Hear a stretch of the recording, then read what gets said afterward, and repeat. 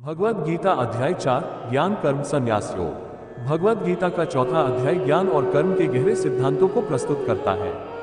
यहाँ कुछ महत्वपूर्ण श्लोकों के साथ उनके अनुवाद और व्याख्या दी गई है। यदा यदा हि धर्मस्य ग्लानिर्भवति भारत अभ्युत्थानमधर्मस्य तदात्मान सृजाम्यहम्। हे भारत अर्जुन, जब जब धर्म की हानि और अधर्म का उत्थान होता है तब तब मैं ईश्वर स्वयं का सृजन करता हूँ, अवतार लेता हूँ। इस श्लोक में भगवान श्री कृष्ण धर्म और अधर्म के सिद्धांत को स्पष्ट करते हैं।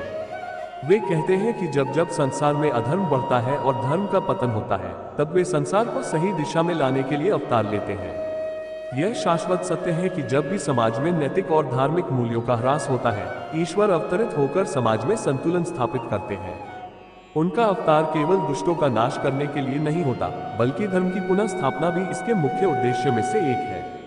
परित्राणाय साधूनां विनाशाय च दुष्कृतां धर्म संस्थापनार्थाय संभवामि युगे युगे। सज्जनों की रक्षा, दुष्टों के विनाश और धर्म की स्थापना के लिए मैं युग युग में प्रकट होता हूँ। ये श्लोक आगे बताता है कि श्री कृष्ण के अवतार का मुख्य उद्देश्य सज्जन, धार्मिक और सच्चे लोगों की रक्षा करना और अधर्मियों का नाश करना है। धर्म की स्थापना किसी एक युग तक सीमित नहीं है, यह एक निरंतर प्रक्रिया है और ईश्वर समय समय पर अवतरित होते हैं। यहाँ धर्म केवल धार्मिक क्रियाओं तक सीमित नहीं है, बल्कि सत्य, न्याय और कर्तव्य की सही भावना को पुनर्स्थापित करना है।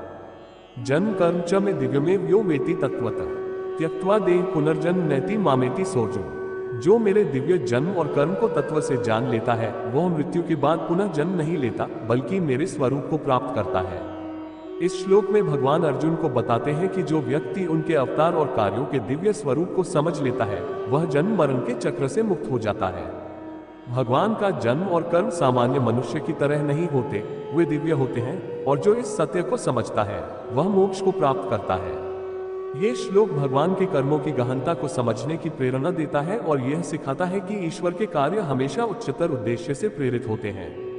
चातुर्वर्ण्यम मया सृष्टम गुणकर्म विभागस्य तस्य कर्तारंपि मां विद्य कर्तारमव्ययम्। गुण और कर्म के आधार पर मैंने चारों वर्णों की रचना की है।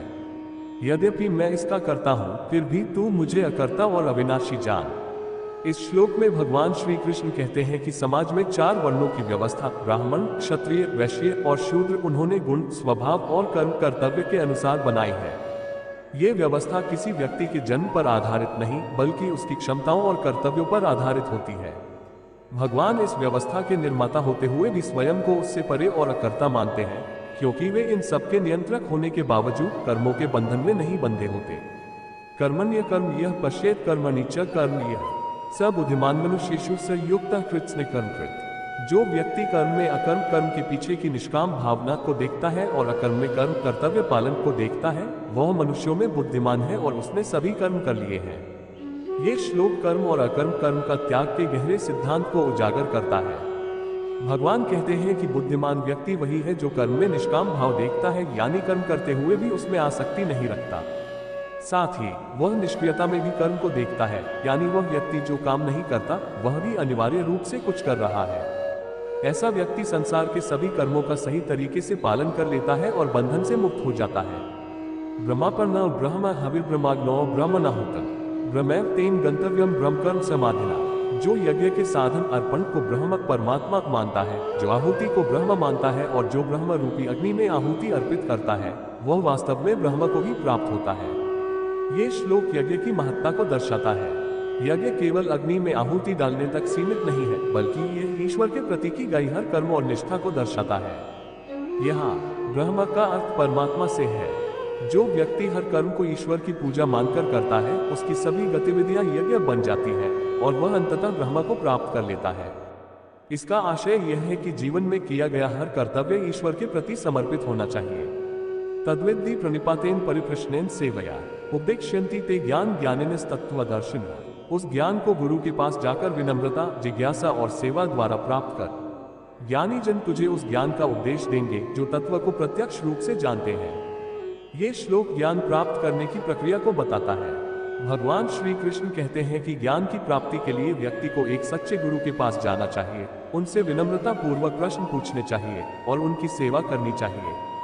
जो तत्वदर्शी ज्ञानी होते हैं वे सही ज्ञान प्रदान करते हैं। ये श्लोक गुरु शिष्य परंपरा की महत्ता को भी स्पष्ट करता है और बताता है कि सच्चे ज्ञान की प्राप्ति तभी संभव है जब व्यक्ति स्वयं को सेवा और समर्पण के माध्यम से तैयार करता है। भगवद गीता का चौथा अध्याय कर्म, ज्ञान और त्याग के सिद्धांतों को समझाता है। श्री कृष्ण अर्जुन को ये सिखाते हैं कि कैसे निष्काम कर्म और ज्ञान के माध्यम से मोक्ष की प्राप्ति की जा सकती है।